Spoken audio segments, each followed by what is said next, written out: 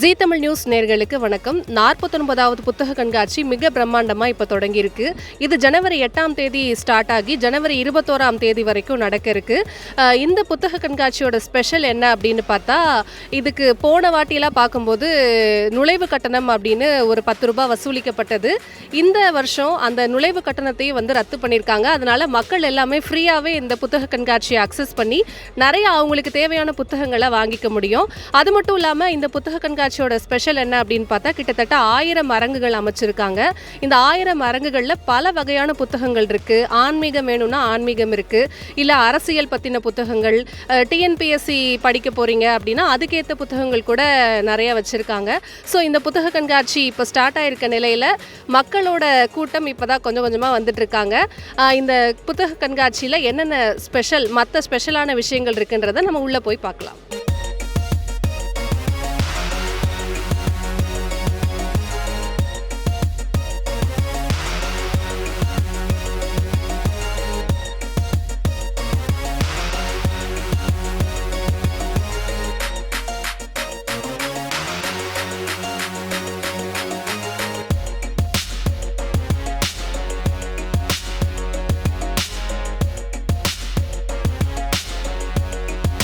49வது புத்தக கண்காட்சியில் இருக்கும். அதில் ஸ்டால் நம்பர் 94 ரொம்பவே யூனிக்காக இருக்குது.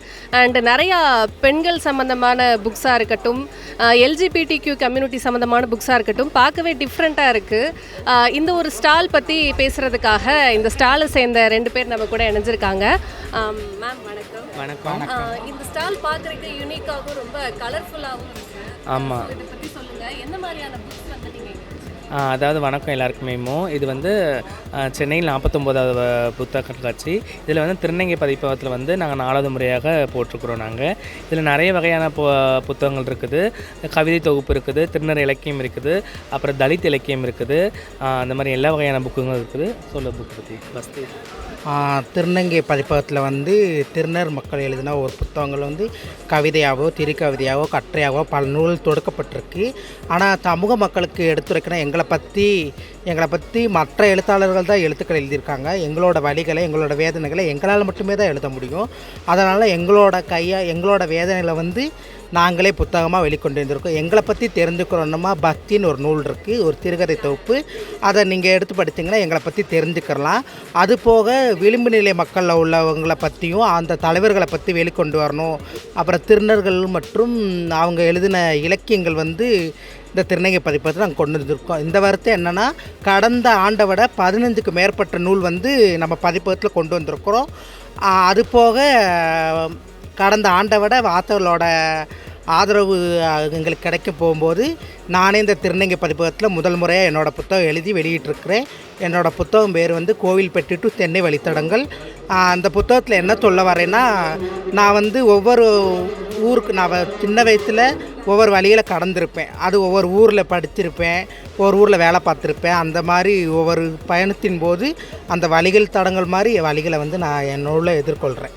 இப்போ எல்ஜிபிடிக்யூ மக்களை சொசைட்டியில் கொஞ்சம் கொஞ்சமாக நம்ம மேலே லிஃப்ட் பண்ணி கொண்டு வந்துட்டு இருக்கோம். அப்படி இருக்கும்போது இப்போது ஒரு புக்கு எல்லாரும் படிக்கணும் அந்த மாதிரினா நீங்கள் என்ன புக்கை ரெஃபர் பண்ணுவீங்க? ஒரு புக்கு படிக்கின்றத அதை பற்றி கிரேட் மாணவின் சிந்தனைகள்லாம் அவங்களோட சிந்தனைகளை பற்றி எழுதியிருப்பாங்க. அதில் எல்ஜிபிடிக்யூ பற்றி விளக்கமும் கொடுத்துருப்பாங்க. பொதுவாகவே திருநங்கைகளாலே இந்த சமுதாயத்தில் பெக்கிங்க்கும் செக்ஸ் ஒர்க் தான் போகிறாங்க. ஒரு பெரிய கற்பனை எல்லாத்துலேயுமே இருக்குது. நாங்கள் அது மட்டும் கிடையாது, திருநங்கைகளாகவே சாதிக்கிறதுக்காக நிறைய பேர் இருக்கிறாங்க, எழுத்தாளர் இருக்கிறாங்க, ஏகப்பட்ட பேர் இருக்கிறாங்க. ஆனால் எங்கள் முக்கியமாக நிறைய பேர் இங்கே எழுதின புத்தகங்கள் நிறைய இருக்குது. நீங்கள் பார்த்தாலே உங்களுக்கு எல்லாமே தெரியும். அதனால் நம்ம இந்த சென்னை ஒய்எம்சியில் நந்தனத்தில் போட்டுக்கிறாங்க. எல்லோரும் வருகை தரணும், மக்கள் எல்லாம் வருகை தந்து திருநங்கைகளும் இவ்வளோ தூரம் எழுதிக்கிறாங்களா அப்படின்னு சொல்லி நம்ம இதை விசிட் பண்ணி பார்க்கணும். எல்லாருமே மக்கள் எல்லாம் எங்களுக்கு ஆதரவு கண்டிப்பாக கொடுக்கணுங்கிறத நாங்கள் வேண்டி கேட்டுக்கிறோம். நாங்கள் தேங்க்யூ. என் பேர் ரெஜினா. நான் இங்கே ப்ராஜெக்ட் கோஆர்டினேட்டராக இருக்கிறேன். நான் என்னோடய பேர் அக்ஷயா. நான் இந்த திருநங்கை பதிப்பகத்தில் மேலாராக வேலை பார்த்துக்கிட்டு இருக்கேன். இப்போ தான் முதல் முறையாக என்னோடய புத்தகம் எழுதியிருக்கிறேன். அதை எப்படி ரீச் ஆகும்னு பார்க்கணும். விற்பனைக்காக நான் புத்தகம் எழுதலை. இந்த சமூகத்திலோட எங்களோட பார்வை எப்படி இருக்குது, அந்த பார்வை மாறணும். அடுத்து வர்ற இளந்தலைமுறையினர்கள், மாணவர்கள், மாணவியர்களுக்கு எங்களோட புத்தகம் உதவியாக இருக்கும்னு நான் நம்புகிறேன். தேங்க்யூ.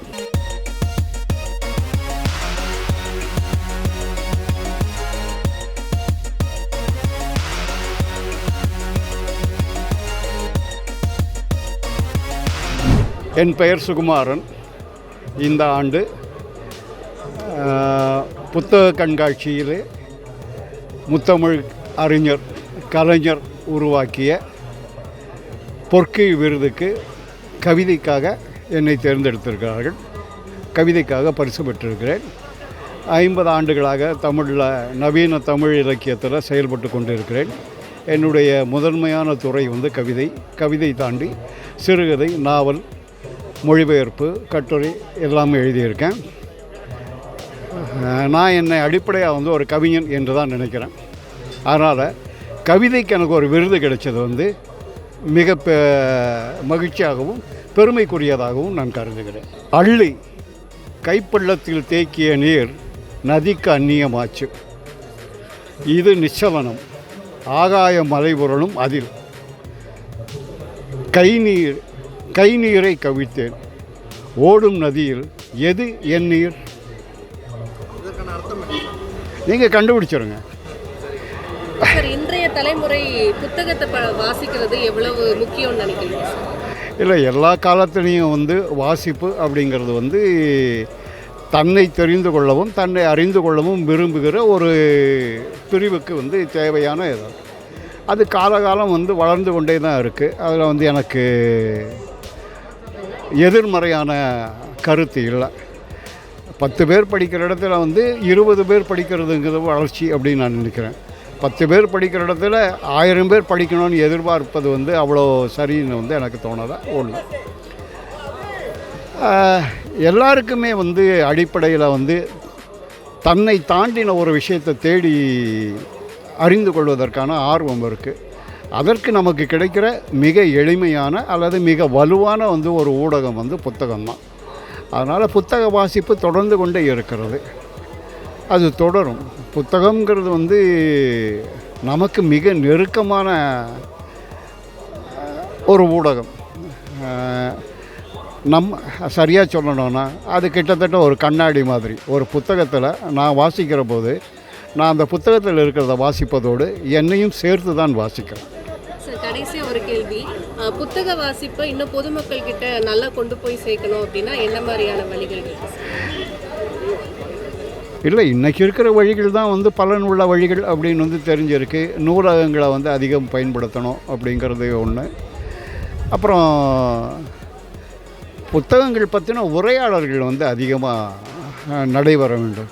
2 நண்பர்கள் சேர்ந்து பார்த்தோன்னா வந்து சினிமாவை பற்றி பேசுகிறத விடவும் வேறு விஷயங்களை பற்றி பேசுகிறதும் தான் படித்த புத்தகத்தை பற்றி பேசுவது இன்னொருவரையும் வந்து அறிவுத்துறைக்கு வருவதற்கு தூண்டுதலாக இருக்கும். அந்த வகையில் வந்து புத்தகத்தை இது பண்ண முடியும். புத்தகம் வந்து வெறும் ஒரு ஜட பொருள் இல்லை, அது ஒரு நண்பன். உங்களுக்கு நண்பன் வேணும்னு நீங்கள் நினச்சிங்கன்னா புத்தகங்களை நாடுங்கள்.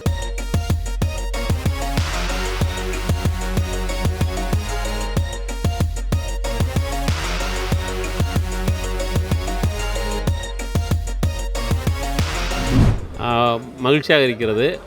ஏனென்றால் ஒரு விருதையோ அல்லது பரிசையோ பாராட்டையோ எதிர்பார்த்து மற்ற எழுத்தாளரைப் போல நானும் எழுத வரவில்லை.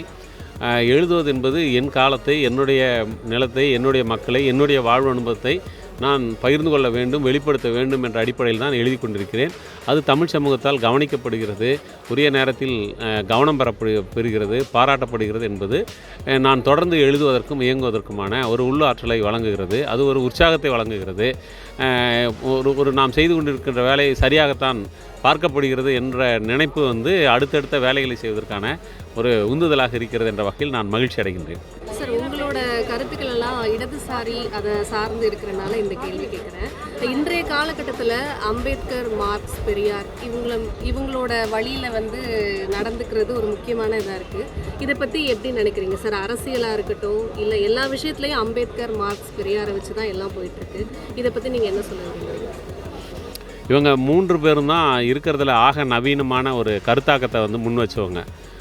சுதந்திரம், சமத்துவம், சகோதரத்துவம் என்பது அம்பேத்கர் இங்கே சொல்கிறாருன்னா, அது இந்த சமத்துவம் இல்லாமல் பிறப்பின் அடிப்படையில் பாகுபாடாக இருக்கக்கூடிய ஒரு இந்திய சமூகத்தில் ஒரு தமிழ் சமூகத்துக்கு அவர் சொன்னது முழுக்க முழுக்க பொருத்தமானதாக தான் இருக்குது. இதை தான் பெரியாரும் வலியுறுத்தியிருக்காரு. இது ஒரு உலகளாவிய அளவில் வந்து மார்க்ஸும் கூட இதே விஷயத்தை தான் சொல்கிறாங்க. ஆக அவங்க இணையக்கூடிய புள்ளி என்பது பாகுபாடுகளுக்கு எதிராக சமத்துவத்தை முன்னிறுத்துவது. இருப்பதிலேயே நவீனமான ஒரு கருத்துங்கிறது சமத்துவம் தான். அப்போ அந்த சமத்துவத்தை அடையக்கூடிய ஒரு தத்துவங்கள் என்ற அடிப்படையில் அதற்கான வழிமுறைகளை வந்து பல்வேறு ஒருமை புள்ளிகள் இருக்கக்கூடிய அந்த 3 தத்துவங்களும் ஒரு சேர உள்வாங்கி கொண்டு பயணிப்பது என்பதும் அதந்த வெளிச்சத்தில் நம்முடைய வாழ்க்கையை நாம் பார்த்து கொள்வது, சமகால நடப்புகளை கவனிப்பது, கடந்த கால வரலாற்றை வந்து படிப்பு செய்து பார்ப்பது அல்லது எதிர்காலத்தை பற்றிய கற்பனை செய்வது, இது எல்லாமே சாத்தியம்தான். அதுக்கான ஒரு புதிய வெளிச்சத்தை இந்த கருத்தாக்கங்கள் நமக்கு கொடுக்கின்றன. அதனால் இந்த கருத்தாக்கங்களை நாம் 3ஐயும் இணையக்கூடிய புள்ளிகளை கண்டறிந்து அவற்றை வலுவாக பற்றி கொண்டு முன்னேறுவது என்பதுதான் தமிழ் சமூகத்திற்கு உகந்த ஒரு வழி என்று நான் கருதுகிறேன். சார், இப்போ சமீப காலமாக பார்த்தீங்கன்னா அம்பேத்கரையும் பெரியாரையும் பிரித்து பார்க்குற ஒரு சூழல் வந்து இருக்குது. அதை பற்றி நீங்கள் என்ன சொல்றீங்க? அது ஒரு திட்டமிட்டு உருவாக்கக்கூடிய ஒரு பிரிவினை வேலை தான். ஏன்னா ஒரு சனாதன கருத்தியல் அப்படிங்கிற ஒன்று வந்து பிறப்பின் அடிப்படையில் அது எடுப்பில் ஆண் பெண்ணை வந்து பாலின ரீதியாக அது சமம்னு ஒத்துக்கிறதில்ல. அப்புறம் பிறப்பின் அடிப்படையில் மக்களை சாதியாக அது பிளவுபடுத்தியிருக்கிறது. அது தொடக்க காலத்தில் வர்ணமாக பிளவுபடுத்தியது. இப்போ வரைக்கும் ஏதோ ஒரு வகையில் நம்முடைய மக்களை ஒரு சமமாக பார்க்காத ஒரு கண்ணோட்டத்தை ஏதோ ஒரு வகையில் அது வந்து உருவாக்கி நிலைநிறுத்தியிருக்குது. அப்போ அதை வந்து கேள்விக்கு உட்படுத்தியவர்கள் பெரியார், அம்பேத்கர், இவங்கெல்லாம் அதை கேள்விக்கு உட்படுத்தியிருக்காங்க. அப்படி கேள்விக்கு உட்படுத்தினது மட்டுமல்ல, அம்பேத்கர் சொன்ன மாதிரி இந்த சனாதன கோட்டை அப்படின்னு ஒன்று இருக்குதுன்னு சொன்னால் அதனுடைய அஸ்திவாரக்கல்லை உருவக்கூடிய வேலையை அவங்கெல்லாம் செஞ்சுருக்காங்க. இப்போ அதனால தான் ஒரு வரலாற்று பகைமையோடு அம்பேத்கரை, பெரியாரை எதிர்க்கிற அவர்களே தான் இவர்கள் இருவரையும் ஆதரிப்பதைப் போல வேஷம் கட்டி கொண்டு எதிரெதிராக நிறுத்துவதற்கு முயற்சிக்கிறார்கள். நீங்கள் அம்பேத்கர் ஒரு ஒடுக்கப்பட்ட தீண்டத்தகாதவர்கள் என்று சொல்லப்பட்ட ஒரு பகுதியில் பிறந்திருந்தாலும் கூட அவர் ஒட்டுமொத்தமாக மனிதகுல விடுதலை பற்றி, மனிதகுலத்திற்கான சமத்துவத்தை பற்றி வந்து பேசக்கூடிய ஒரு தலைவராக வந்தார். பெரியாரும் அதுபோலத்தான். அவர் தமிழ் சமூகத்தில் இருந்து சில நடவடிக்கைகளை மேற்கொண்டு சமூக நீதி என்கிற ஒரு கோட்பாட்டை முன்வைத்தாலும் கூட அவர் சாதி ஒழிப்பு என்று வருகிற போது அம்பேத்கரோடு சேர்ந்து நிற்கிறார். பொருளாதார நீதி, சமூக நீதி என்று பல தளங்களுக்கு அவர் தன்னுடைய சிந்தனையும் செயல்பாட்டையும் விரிவுபடுத்தியிருக்கிறார். ஆக இவங்க 2 பேரும் இணையக்கூடிய புள்ளி தான். பெரியார் அம்பேத்கரை தன்னுடைய தலைவர் என்று என்னுடைய தலைவர் என்று சொல்கிறார் அம்பேத்கரை. அம்பேத்கருடைய சாதி ஒழிப்பு என்கிற அந்த மிக முக்கியமான ஒரு உரை குறிப்பு அது ஆங்கிலத்தில் வெளியான ஒரு சில வாரங்களிலேயே அதை மொழிபெயர்த்து இங்கு தமிழிலே வெளியிடுகிறார் பெரியார். அந்த அளவுக்கு அவங்க 2 பேரும் கருத்தியல் ரீதியாக ஒற்றுமையோடு தொடர்ந்து செயல்பட்டிருக்கிறார்கள் தங்களுடைய வாழ்நாள் முழுவதும். பெரியார் அம்பேத்கருக்கு பிறகு இருந்த காலத்திலும் அம்பேத்கரை தன்னுடைய தலைவர் என்று ஏற்றுக்கொண்டு அவருடைய கருத்துக்களை தமிழ் சமூகத்தில் பரப்பக்கூடிய பணியை மேற்கொண்டிருக்கிறார். அவர்களை எதிரெதிராக நிறுத்துவதற்கு எந்த நியாயமும் இல்லை. அவர்களிடம் அதற்கான கருதுகோள்களும் இல்லை. இவர்கள் திட்டமிட்டு செயற்கையாக எதிரெதிராக நிறுத்துவதற்கு முயற்சிக்கிறார்கள். நாம் அதை நிராகரித்து விட்டு முன்னேறுவது தான் சரியாக இருக்கும். சார், இறுதியாக ஒரே ஒரு கேள்வி. பெண்கள் எதற்காக அம்பேத்கர், பெரியார், மார்க்ஸ் படிச்சிருக்கிறது அவசியம்? ஏன்னா நான் ஏற்கனவே கூட சில நேரங்களில் சொல்லியிருக்கேன், மார்க்ஸ் எழுதிட்டாருங்கிறதுக்காக இங்கே வந்து சமத்துவத்தை நம்ம கேட்கல. சமத்துவம் யாருக்கு தேவையாக இருக்குதோ அவங்க கேட்கணும். இந்திய சமூகத்தில் சமத்துவம் யாருக்கு தேவைப்படுது அப்படின்னா, பாலின ரீதியாக ஒடுக்கப்பட்ட ஆணுக்கு சமமில்லை என்று யார் வந்து பின்னுக்கு தள்ளப்பட்டிருக்கிறாங்களோ அவங்கக்கிட்ட, ஒரு பெண்ணுக்கிட்ட உங்களுக்கு என்ன தேவை அப்படின்னு சொன்னால் அவங்க ஆடை அணிகரணங்கள் இதெல்லாம் விட அவங்க வந்து ரொம்ப முக்கியமாக கேட்குறது எதுவாக இருக்கும்னா, என்னுடைய சுயமரியாதை பாதிக்காத வகையில் என்ன சமமாக நடத்தணுங்கிறது தான் அவங்களுக்கான முதல் கோரிக்கை. அதுக்கப்புறம் தான் மற்றதெல்லாமே. அவங்களுடைய ஒரு பெண்ணுங்கிற இருப்பே இங்கே வந்து பல பேர் கேள்வி இருக்குது. நீங்கள் 1000 ஆண்களுக்கு 994 பெண்கள் தான் இருக்காங்க. அந்த 6 பேர் எங்கே போனாங்க அப்படின்னா, அந்த 6 பேர் பிறக்கவே இல்லை. ஏன் அப்படின்னா, பெண்ணை பெற்றெடுப்பது பாவம் என்றோ அல்லது சுமை என்றோ கருதக்கூடிய ஒரு உளவியல் இங்கே வந்து ரொம்ப வலுவாக இருக்குது. அப்போ பெண்கள் தான் இன்றைக்கி அவங்களுக்கு மார்க்ஸ் எழுதுனதுக்காக அவங்க சமத்துவம் கேட்க வேண்டியதில்லை. அவங்க அம்பேத்கர் எழுதுனதுக்காக சமத்துவம் கேட்கல, பெரியார் எழுதுனது அவங்களுக்கே அவங்க அதை தவிர வேறு அதுக்கு சமத்துவத்துக்கு குறைவாக அவங்க எதுவுமே கேட்க முடியாது. அதை போலவே நீங்கள் சாதிங்கிறது வந்து இங்கே இருக்கக்கூடிய இத்தனை ஆயிரம் சாதிகள், இத்தனை லட்சம் சாதிகள் இருக்குது. அவ்வளோ லட்சம் சாதிகளில் எந்த ஒரு சாதி இன்னொரு சாதி சமம்னு ஒரு நாளும் சொன்னது கிடையாது. இப்போ சாதி அமைப்பினுடைய அடியில் இருக்கக்கூடிய சாதியை சேர்ந்தவர்களுக்கு உங்களுக்கு என்ன வேணும்னு கேட்டிங்கன்னா அவங்க சமத்துவத்துக்கு குறைவாக ஒன்றை வந்து கேட்கவே முடியாது. அது இவங்கெல்லாம் எழுதி வச்ச தத்துவத்துக்காக இல்லை. ஆனால் ஒரு பெண்ணோ ஒரு ஒடுக்கப்பட்ட மக்களோ ஒரு சிறுபான்மையினரோ தங்களுக்கான இருப்பை நிலைநிறுத்திக் கொள்வதற்கும் தாங்கள் ஒரு சமமான குடிமக்கள் என்ற உணர்வோடு சுயமரியாதையோடு வாழ்வதற்கும் இந்த சமூகத்தில் நடக்கக்கூடிய பாகுபாடுகள் வந்து களையப்படணும்னு எதிர்பார்க்குறாங்க. அந்த சமூகத்தில் இருக்கக்கூடிய பாகுபாடுகள் களையப்படணும்னு கேட்குறதுங்கிறது தான் சமத்துவம்.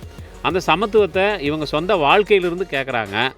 அதே சமத்துவத்தை ஒருவர் கருத்து நிலையிலிருந்து இவங்க 3 பேரும் பேசியிருக்கிறாங்க. இது ரெண்டும் இணையறதுல ஒரு பிரச்சனையும் கிடையாது. இப்போ மறுவிளக்கம் சொல்லப்படணும். சமத்துவம் என்பது மார்க்சிய கண்ணோட்டத்திலிருந்து பேசப்பட்டாலும் அது மறுவிளக்கம் சொல்லப்படணும். எப்படின்னா, இந்திய சமூகத்தில் யாருக்கு சமத்துவம் தேவைப்படுதோ அவங்ககிட்டருந்து அது பேசப்படணும். ஒரு பெண்ணுடைய கண்ணோட்டத்திலிருந்து, ஒரு தலிதனுடைய கண்ணோட்டத்திலிருந்து, ஒரு சிறுபான்மையினுடைய கண்ணோட்டத்திலிருந்து சமத்துவம் என்பதற்கு புதிய விளக்கம் சொல்லப்பட வேண்டும், மறுவிளக்கம் செய்யப்பட வேண்டும். எனக்கு தெரிய இப்போ இந்த இயக்கங்களெல்லாம் அதை தான் செஞ்சுக்கிட்டு இருக்காங்க. இது ஒரு ஆரோக்கியமான போக்குன்னு நான் கருதுகிறேன்.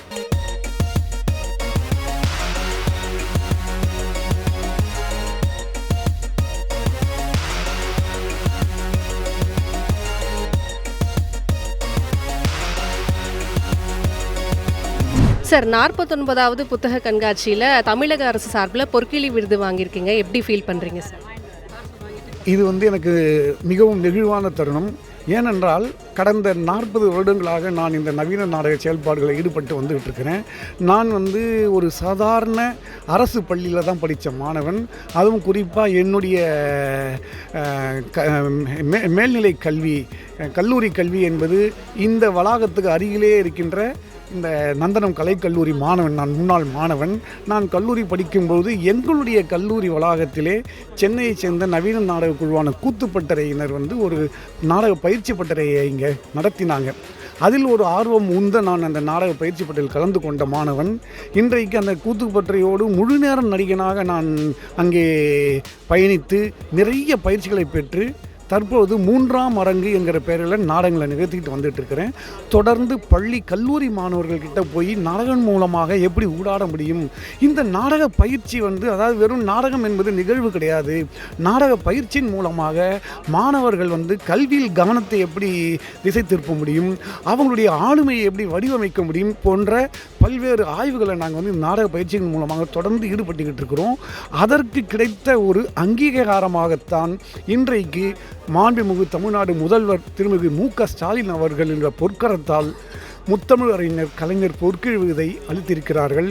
ஏதோ ஒரு வகையில் என்னுடைய சிறிய செயல்பாடானது மிகப்பெரிய கவனத்திற்கு சென்றுள்ளது என்கிற ஒரு மட்டற்ற மகிழ்ச்சி எனக்குள் இந்த தருணத்தில் இருக்கின்றது.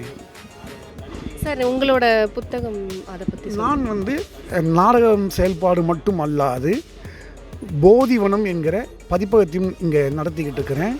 இந்த புத்தக காட்சியில் போதிவனம் என்கிற அரங்கிலும் நாங்கள் இங்கே அமைச்சிருக்கிறோம்.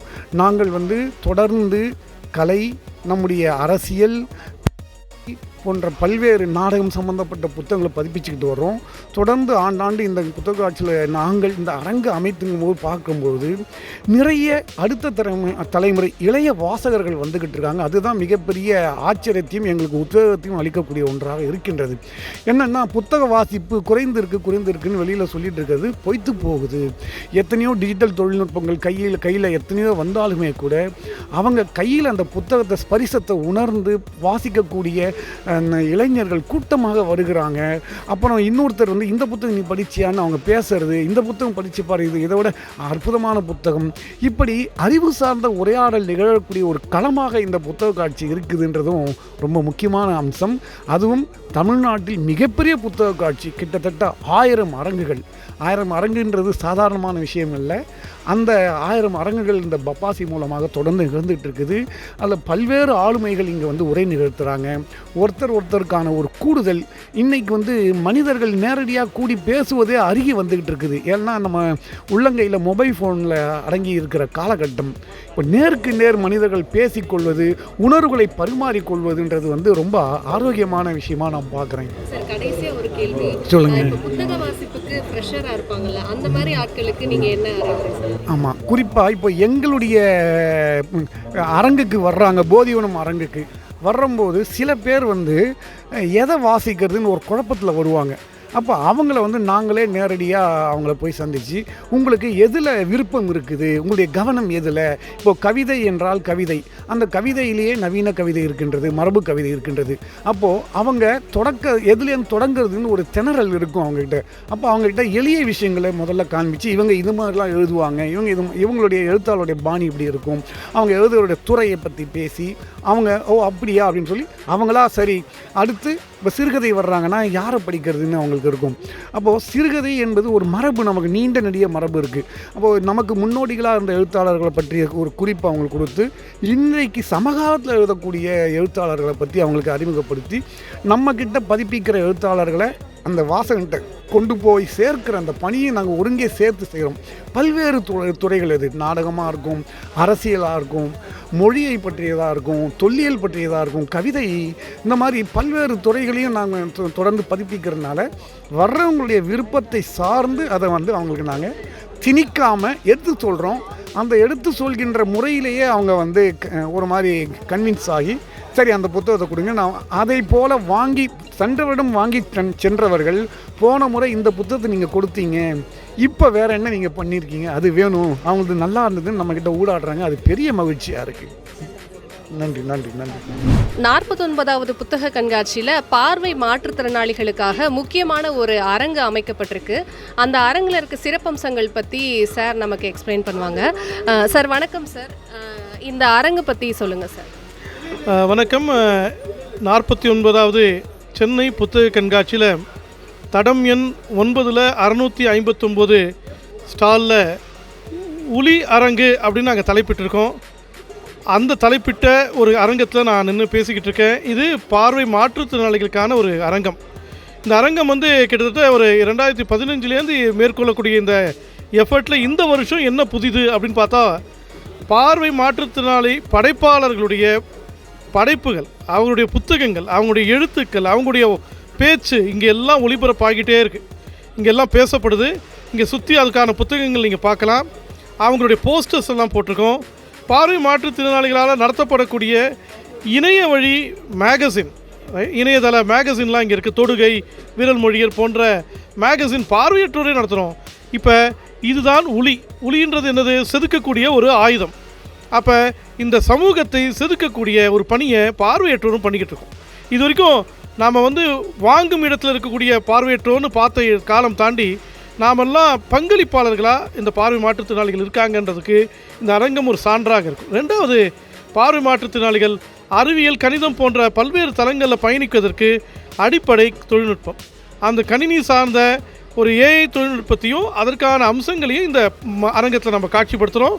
இதன் மூலமாக பார்வை மாற்றுத்திறனாளிகள் எப்படி அடுத்தடுத்து தன்னுடைய வாழ்க்கையில், கல்வியில், வேலை வாய்ப்பில் எப்படி பயணிக்கலாம் அப்படின்றதையும் தெரிஞ்சுக்கலாம். இறுதியாக பார்வை மாற்றுத்திறனாளிகள் மூலமாக இந்த அரங்கத்தில் பப்ளிகேஷன், இன்க்ளூசிவ் பப்ளிகேஷன், ரைட், உள்ளடங்கிய ஒரு பதிப்பகத்தை நாம் வந்து உருவாக்கணும், அதற்கு அணுகுதலுக்கு ஏற்ற ஒரு சூழலை உருவாக்கணும் அப்படின்ற நோக்கத்தோட இந்த அரங்கம் வந்து படைக்கப்பட்டிருக்கு. இந்த அரங்குக்கு அனைவரும் வந்து உங்களுடைய உங்களுடைய கருத்துக்களை தெரிவித்து நாமெல்லாம் இணைந்த ஒருங்கிணைந்த ஒரு சமூகத்தை உருவாக்க வேண்டிக்கிறேன். சார், அந்த மாதிரி பார்வை மாற்றுத்திறனாளிகள் படைப்பில் நிறைய புத்தகங்களும் இங்கே இருக்குது, அதை பற்றியும் சொல்லுங்கள் சார். அதாவது திரு சுகுமாரன் ஒரு பேராசிரியர், திரு தேனி சீருடையான்னு ஒரு பெரிய ஒரு ஆளுமை, அதுபோல் திருக்குறள் பொன்னுசாமி சார் இப்போ கோவையில் புத்தகம் வெளியிட்டிருக்காங்க. இதுபோல் இங்கே சென்னையிலேயே இதுபோல் பல எழுத்தாளர்கள் இருக்காங்க. இவர்களுடைய படைப்புகள் வந்து சமூகத்தில் இருக்கக்கூடிய பொதுவான சிந்தனைகளை எடுத்து, வாழ்வியல் அனுபவங்களை எடுத்து, ஒரு மனிதனாகவும் அது பார்வை மாற்றுத்திறனாளிகளுடைய அனுபவத்திலிருந்து எப்படி வெளிப்படுகிறது. இப்போ உதாரணமாக ஒரு மலையை பார்க்குறோம், இல்லை ஒரு காட்சியை பார்க்குறோம். அந்த காட்சிக்கு நம்ம என்ன செய்கிறோம், நிறமும் அந்த காட்சியுடைய வடிவம் தான் ஒரு பார்வை உள்ளவங்களுக்கு தெரியும். ஆனால் பார்வையற்றோருக்கு அந்த காட்சி ஒரு இயல்பான ஒரு உணர்வு அலைகளை உருவாக்க அதை இயல்பாகவே தன்னுடைய மனசில் வேறு விதமான ஒரு பிக்சரை, ஒரு காட்சியை உருவாக்கும். அது க்ரியேட்டிவிட்டிக்கு கொண்டு போகும் அப்படின்னு நம்ம சொல்லுவோம். Blindness leads to creativity. அந்த க்ரியேட்டிவிட்டியை தான் நாம் இங்கே இந்த புத்தகங்களை பார்க்குறோம், ரைட். இது வந்து காட்சியுடைய ஆதிக்கம் இல்லை, இது கற்பனையின் ஒரு சுதந்திரம் இந்த புத்தகங்கள்.